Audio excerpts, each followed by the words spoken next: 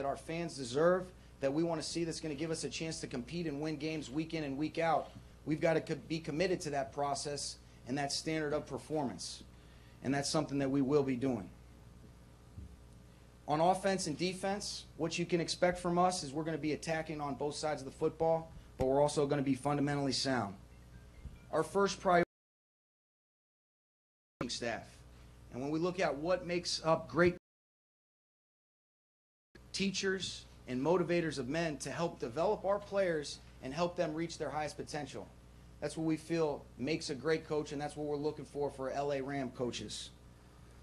We're in the process right now of assembling that staff, but it's an exciting time to be an LA Ram, and we can't wait to go to work, roll our sleeves up, and figure out a way to consistently give this fan base and this great city of LA a winner and a team that they can be proud of week in and week out. Thanks for being here.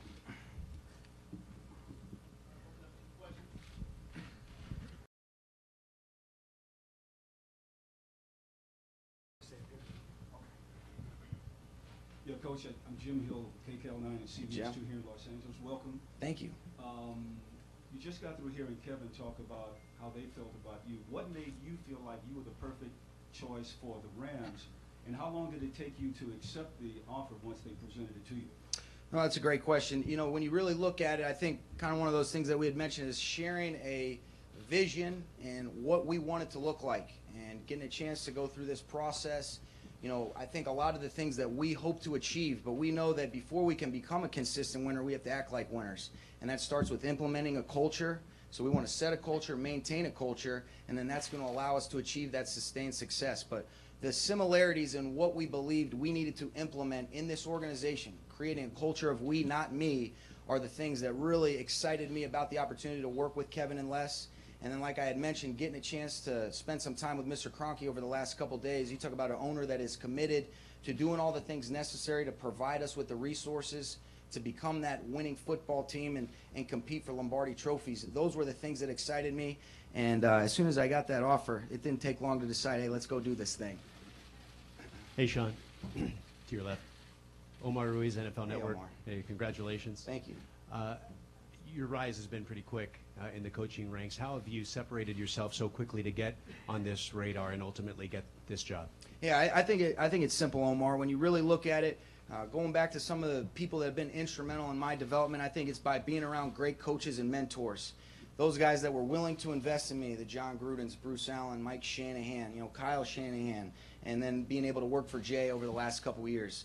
That's helped accelerate my career, where you certainly know, hey, you are confident, you're ready for this opportunity, but it's not about me. It's about surrounding yourself with great people on all levels of the organization and coaching staff. That's why look at some of the people that we will acquire on our staff, be veteran leaders that I can lean on and know that don't have it all figured out, but we're confident that we can navigate through the things that we'll face together. Yeah, hey, Bill Plaschke, LA Times. Hey, Bill. How do you prioritize your relationship with Jared Goff, and how important is it that you get through to him and you have communication with Jared Goff for the franchise? Well, I think it's extremely important. Going through this process, I got a chance to sit down and spend some time with Jared. Philosophy, Bill, that quarterback position is the most important position. It's the most difficult position. It's the most important position. And when you have a guy that you feel like can do the things that you're asking him to do, you've got a chance to compete week in and week out. And sitting down with Jared, you can feel his passion and the drive that he has to come back and respond in year two and be better. And I think when you look at his tape, going back to coming out of Cal, some of the things that he was able to do in his experiences that he had this past year, very encouraged, and you see a lot of good things on tape that can't wait to go to work with him. But that relationship, it's going to be very important, and I can't wait within the framework of the structure of the CBA to get to work with him and start developing that relationship that's going to be key for us moving forward. Mark Wicker, LA Daily News. Sean, over here. Okay. Along with that, when you first got a hold of Cousins and started bringing him along to what he is today, how much did he kind of remind you of the things you see from Goff? And also, what was that process like? What was he like when you first began building that with him? Yeah, it's a great question. You know, get a chance to work with Kirk, where he's our full-time starter over the last couple years. You do see a lot of similarities between he and Jared. But working with Kirk, a special player, All the intangibles off the charts, same thing that you see with Jared. And when you have a guy that is committed to the process and you see the abilities, which both these players do have, that's when you give yourself a chance to have success. But like what I think enabled Kirk to have some success, he truly was an extension of our coaching staff. He knew exactly what we were trying to do situationally. The week was a process, and he understood the importance of that process and the preparation to be your best on Sundays, Mondays, or Thursdays, whenever it is that we're playing. And I got a sense, I got a feel from being around Jared and the little bit of time I've spent with him, talking with Les and Kevin. This is a guy we believe in. We're encouraged and excited about developing him and working on achieving some goals together. Hi, Phil Schumann with Fox 11 here in Los Angeles. Phil. You're sure you're only 30, right? Yes, sir. Since you're new to most people in Southern California, you talked about some of the other coaches and the team philosophy. Could you maybe describe yourself a little bit? How would you describe yourself and what you bring to the organization? Yeah, well, I think when you look at it, a lot of these, your experiences help shape your core beliefs and what you become. So when you talk about what we're looking for in coaches, I'd like to think that those are some of the characteristics that I embody. Teacher, leader, motivator, positive, energy and enthusiasm every single day, but ultimately it's about figuring out a way to be great communicators on all levels of our organization, everybody working in the same direction. And that's when we succeed, everybody feels a part in it, and when we don't succeed, everybody feels, I got to figure out what I can do within the framework of my role to get it fixed. And that culture of we that you'll hear us consistently talk about is what's going to allow us to achieve goals. It's not about me, it's about we and our whole entire LA Rams organization.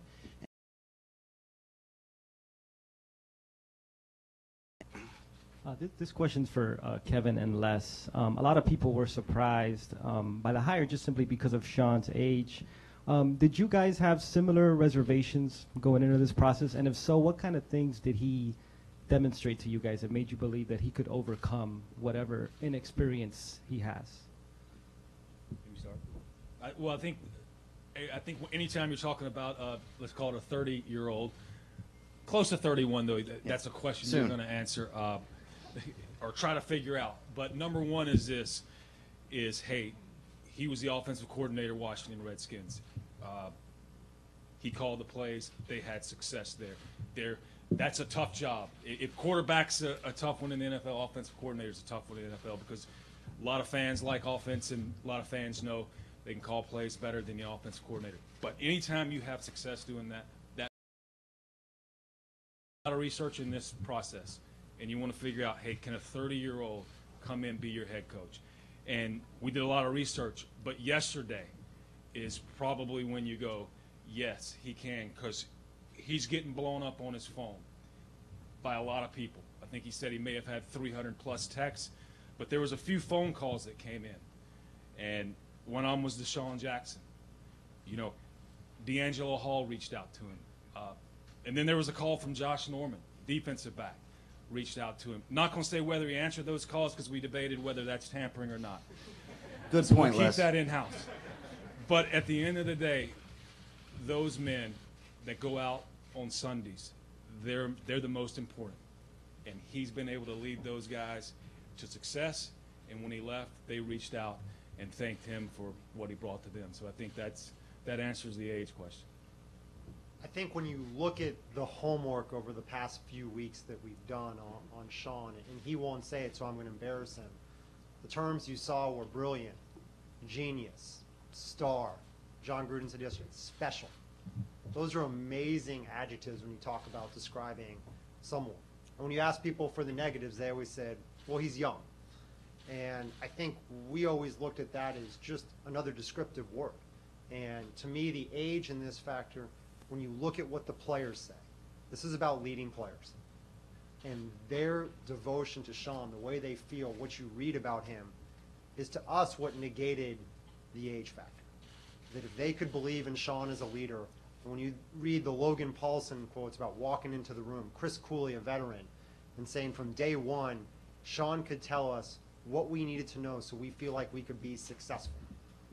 That's where we weren't as worried about that component of where we're coming from. And it became just another bucket, whether it's, you know, offensive coordinator or defensive coordinator or first-time head coach. The age was really just part of that formula that goes into whether someone can be successful or not. And when you look at the young head coaches, it's the same mixed bag, I would say, as any other pros and cons of any other thing. If you look, there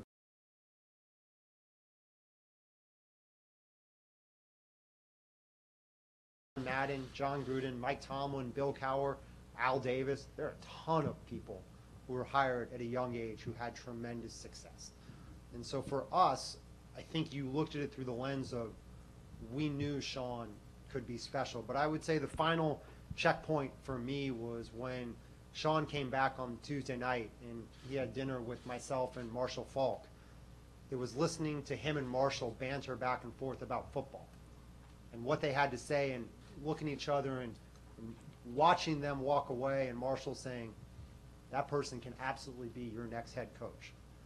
That it was not just about the age of the players he was with. It was about earning the respect of people who were very smart people in the NFL. And Marshall is one of the brightest players that we've ever come across, certainly in our team's history, and in the NFL when you look at what he was able to accomplish. And for us, that was the final check mark of age is not a factor here. This is really about Sean's talents, his ability to lead and communicate, and what we think that will do for the Los Angeles Rams. John, Rich Hammond with Orange County Register.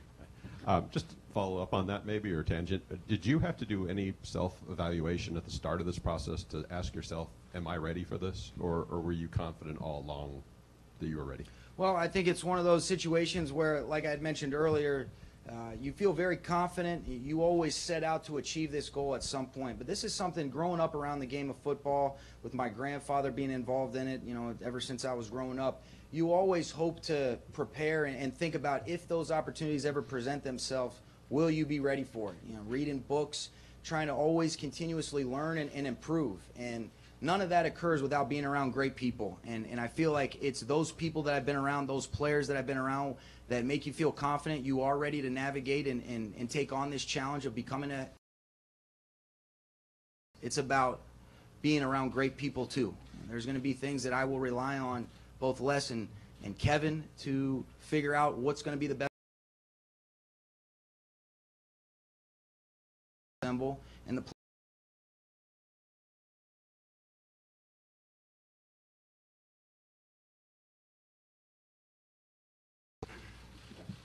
Sean, over here, Gary Klein from the Los Angeles Hey, Gary.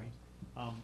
Will you call plays, and can you kind of describe your offensive philosophy? Yeah, I will call the plays. It's something that, like I had mentioned about what a great leader Jay was, I was fortunate to be able to do the last couple years in Washington. Love doing it, love the schematical approach and figuring out ways to attack a defense, but also stay within the framework of what our core identity is offensively. Ultimately, what I think dictates and determines what a great coach is when you talk about forming an offensive identity, it's about, first, let's figure out what our players do best.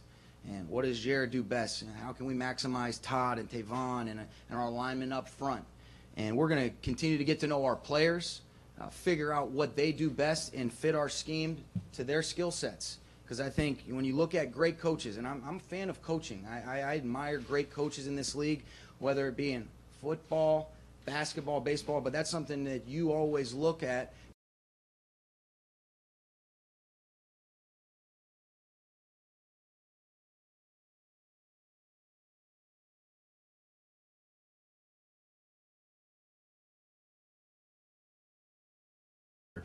Where are you at?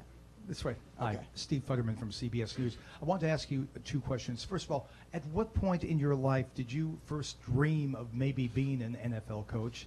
And secondly, on the youth issue, what do you think your youth maybe gives you an advantage having, and maybe where does your youth present challenges? Well, to answer the first part of your question, I knew when I grew up playing football, finished my college career, I knew I wanted to be involved in football in some way, whether that be personnel or coaching. I didn't quite know. The opportunity presented itself to get on Coach Gruden's staff right out of college. And as soon as I got into it, the interaction that you have with the players on the grass, in the meeting room, that was something that you immediately fall in love with it. So that was when okay, coaching is absolutely the direction that I want to go. And then, like I had mentioned earlier, you ultimately always strive to become a head coach. You never know when that opportunity will present itself, but you want to make sure that you're preparing so when it does, you're ready to roll. As far as the youth, I think it's a great question. It's something that I've always been asked ever since I got into coaching. And I think the thing that's great about the NFL is you're dealing with men here. And what we're trying to do is help them become the best players that they can be, and we're all collectively trying to win games. And so help them become a better football player. And I think most players that you talk to will be the first to tell them that. And if we have great coaches, improve and get better, and then we also demonstrate, hey, we care, build relationships, that character that we talked about earlier.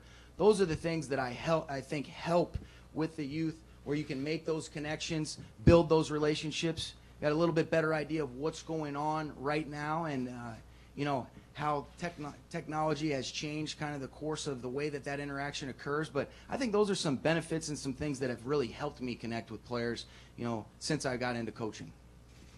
Ashley Brewer with ABC. Congratulations, Sean. Thank you. This one's for Leslie or Kevin. What was it throughout the interview process that it was about him that made you think he could motivate players and that players would fight for him when things get tough? I think when you listen to him, and there are times when I close my eyes, I hear John Gruden, whether it's the cadence, whether it's the hand movement, I can't close your eyes, I guess. But when you listen to Sean talk about the players, and I think part of it too was, I would say truly, when we talked about the check marks, it was his meeting with Jared. And Jared walking away and saying, that's a coach I'd love to play for, both schematically and as a person. Jared talking about the Washington offense and what it did to see those receivers open and how he thought he could thrive in that scenario, but also just the interactions with Sean and how comfortable he felt. That gave us an insight into where he was. And when Aaron Donald walked away and was excited about what Sean could do in the studying, to us it wasn't about proving to us that he could work. I think every time we've sat down with Sean, you walk away more and more impressed.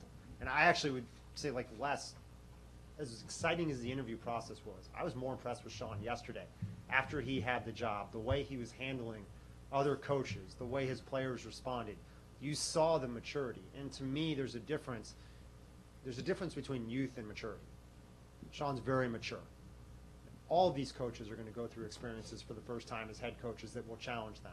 It's their mental makeup and their fortitude that will determine their success. And when you listen to Sean throughout the process, quote Bill Walsh, quote John Wooden, you get the sense that this is someone who understands how to have great success.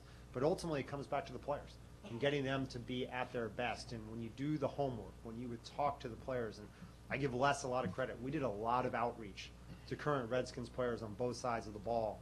And that was the greatest feedback, because there is no way to predict how you're going to walk into this organization. The only way you can understand is the history in Washington. And when you see that respect that those players have, not just that they like Sean, but they respected what he brought to the table, that was really where we began to understand that the youth wouldn't be a factor.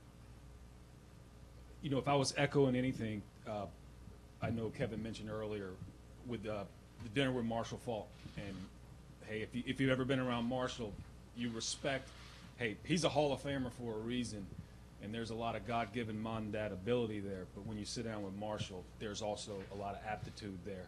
And to me, that's how you become a Hall of Famer. There's a lot of people with a lot of ability. But I think Marshall had said something along the way as he was giving us wisdom, that even with a young quarterback, you might need an older coach. But after sitting and talking football with Sean, and as we all can say, you talk about energy, you want to sit and talk football with Sean, you better, you're not going to eat. The dinner's going to get cold. Don't order for sure. Just get your glass of water. But I think Marshall came back and said, you know what? And I'll paraphrase it, and he can. I think the youth, the age, actually helps him relate to the younger guys. And that's, our business is about a lot of young people. There's a lot of, if he's 30, 31, there's a lot of guys 21, 22, 23, 24 that are very important to this organization. So it's a young man's business. And then I think you go forward and see what he did with, let's take Kirk Cousins, who's gone from, where he was drafted, backup quarterback, has been inactive before on game day, to probably over the last year and a half, 2 years, one of the second or third or definitely top 5 rated QBs, whatever rating scale you have. But those guys, there's definitely a way you motivate that man to be the best he can be. And again, the phone calls yesterday speak for themselves, and the research we did before, because it's those 20, 22, 23, 24-year-old players that are, hey, were once Marshall Faulks, that are buying into what he's presenting them and his vision to want those guys to be the best. And I think that's what I got back from the players. He wants them to be the best. When he sat down and taught them, they walked out of the meeting room and knew, okay, wait a minute, we've got a plan now. He's putting us in position to be successful, and I think that's what everybody wants. Sean, Darren Horton with KTLA. Football coaches are known to look at film. I'm curious, what's your evaluation of the Rams and your understanding of what the task at hand is? Yeah, well, any time that you get into this, I think it's an extremely competitive league.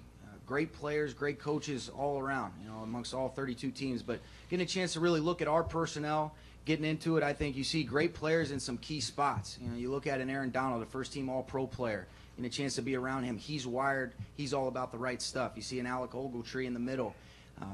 And I see guys, with Quinn, what he's been able to do over the course of his career, a Mark Barron. Then you look at the offensive side of the ball. You see exciting traits in Jared Goff. You see Todd Gurley. You see Tavon Austin. These guys up front, they can do some different things. Always had a lot of respect for Lance Kendricks, going back to when I studied him coming out of Wisconsin.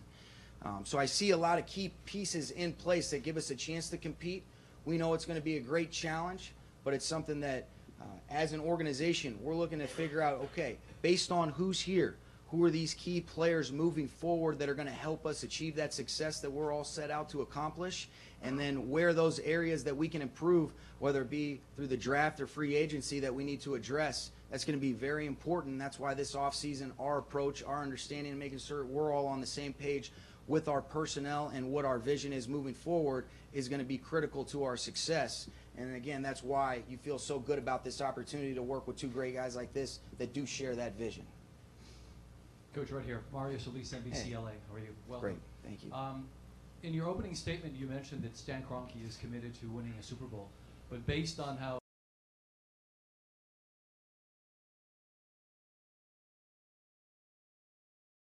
quickly can you items to address on your agenda? Well, the first thing that we're going to do is we're going to focus on that continuous improvement. We know that in order to achieve any goal, it's about staying one day at a time, getting better each day, and then that accumulation gives you a chance to achieve some of those goals. Anybody that tells you in this league the ultimate goal is not to win a Lombardi trophy is kidding themselves. But we know that in order to do that, it takes a process, a standard of performance, and we're going to be very committed to that. And that's a daily approach. And that's continuous improvement, being committed to excellence. What is our weekly rhythm? How do we get better? How do we continue to be great in the fundamentals and techniques that our coaches are trying to emphasize? But it's a one-day approach. We're not making any promises, but what I can promise you is we can't wait to go to work with our players, and they'll be excited about, the energy, the feel of this building, and how serious we are about our football and trying to create that winning culture. James Rojas with 790 KABC. What are your thoughts? You talked about the key players, but what are some aspects of the team do you think need an overhaul that needs to be improved? And second question, what are your thoughts on the new stadium? Well, the new stadium is something that you look at that project, I think it's going to be what represents the premier sports complex in the entire world. What a great project. And a commitment that Mr. Kroenke's made. I think you talk about demonstrating how committed he is in the framework of what an owner can control. That's a great representation in and of itself. So that's a very exciting thing. I know it's a project that's a couple years away, but what a great project and what an exciting thing that we'll have in this city of Los Angeles. And that process will continue to be ongoing. With Les, Kevin, myself, and other key members of this organization. And that's something that we certainly are striving to figure out. We haven't done that yet, but as we get settled into these roles, that is the first order of business that we're going to address right away. Ryan Karchi, Orange County Register, back here. First for Sean, how exactly did that first opportunity to coach under Coach Gruden come about? And also, do you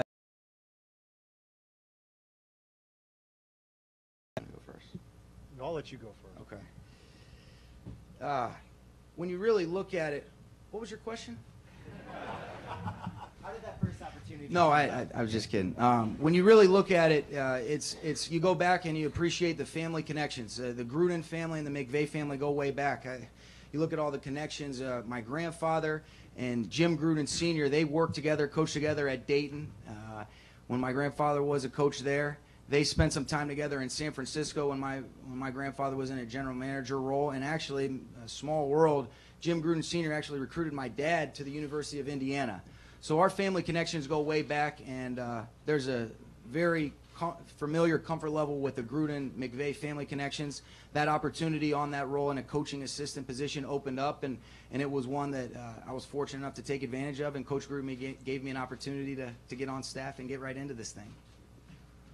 Ryan, I'd be lying if I said when I met Sean for the first time that I think we'd be the head coach of the LA Rams here. I think the thing that stood out to you just was the passion and the energy. And obviously you expect that at 22, but it was someone who, even in the small role he had on that coaching staff, stood out to all of us in the organization, just a bright spot. And I think when you get around football teams, the young guys who come in very first and are helping out, they don't often stand out. They're part of the whole world of the organization that's 200 people deep. But everybody kept talking about just Sean's maturity.